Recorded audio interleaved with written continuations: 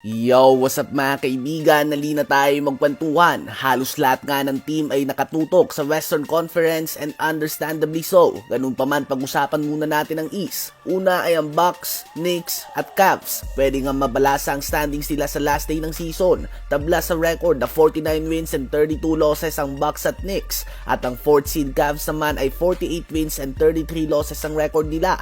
Ang last game ng Bucks ay laban sa 5th seed Magic, ang Knicks naman ay sa 9th seed Bulls, at ang Cavs naman ay sa 13th seed Hornets. So ito nga ang mga possible scenarios. Kung matatalo o mananalo, silang lahat ay second ng Bucks, third ang Knicks at fourth ang Cavs. Kapag natalo naman ang Bucks, nanalo ang Knicks at nanalo din ang Cavs, Knicks ang second, third ang Cavs at pang-apat ang Milwaukee Bucks. Kapag Cavs lang ang nanalo at parehong natalo ang Bucks at Knicks, magkakaroon tayo ng 3-way tie kung saan Cavs ang magiging number 2 dahil sila nga ang Central Division Champions, third ang Bucks at fourth naman ang Knicks. Kung Bucks lang ang mananalo ay hindi din gagalaw ang standings na ito. Sa ngayon nga ay hindi malabo na lahat ng teams na ito ay manalo dahil non-bearing game nga ito para sa Hornets at Bulls, at ang Magic naman ay may tatlong magkakasunod na talo na. So yan nga ang possible scenario sa 2, 3, and 4. Ngayon ay tumungo naman tayo sa 5 to 8 ng East na medyo nakakalito din talaga. Ang 5th seed Magic, 6th seed Pacers, at 7th seed Sixers ay lahat may record na 46 wins and 35 losses. At nakabuntot naman ang 8th seed Miami Heat na may record na 45 wins and 36 losses.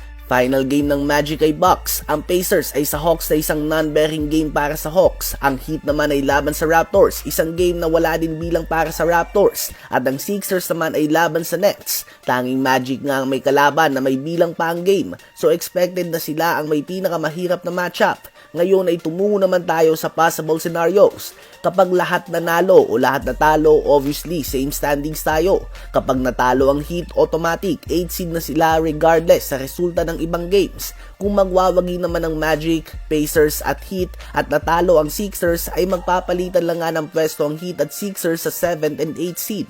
Kung parehong manalo ang Magic at Sixers at natalo naman ang Pacers, ang Sixers ang magiging 5th seed, 6th seed ang Magic at 7th seed ang Pacers at 8th seed naman ang Heat manalo o matalo man sila sa kanilang game. Habang ang Magic naman kapag natalo sila at nanalo ang lahat, from 5th seed ay babagsak sila sa 8th seed.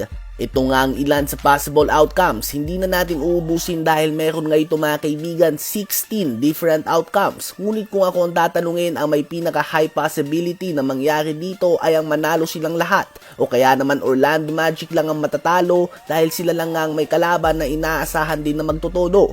So sa ngayon nga ay wala pang nakakaalam kung sino ba magtatapatan sa East, at napakatalino nga ng ginawa ni Commissioner Adam Silver. Ang last 2 regular season days ay pinagsabay-sabay niya ang lahat ng games.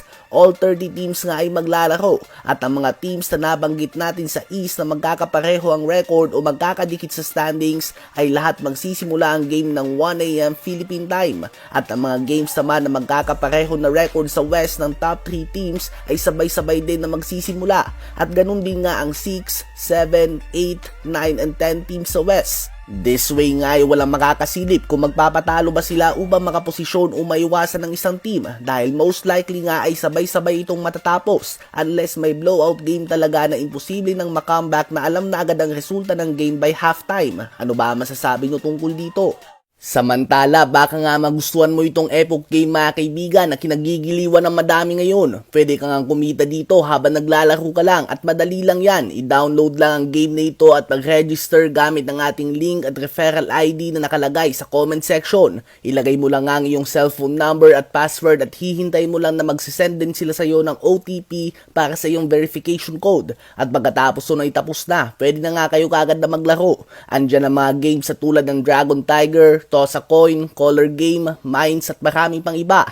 Ayan nga mga kaibigan, napakadaming iba't ibang laro na pwedeng pagpilian at manalo ng tunay na pera na pwede mong ipambili ng mga bagay na gusto mo. Bukod dyan ay napakadali lang din na mag-cash in and cash out dahil may GCash method nga sila. Kaya naman kung interesado ka, i-download lang Epoch Game gamit ang ating link at referral ID na nakalagay sa comment section.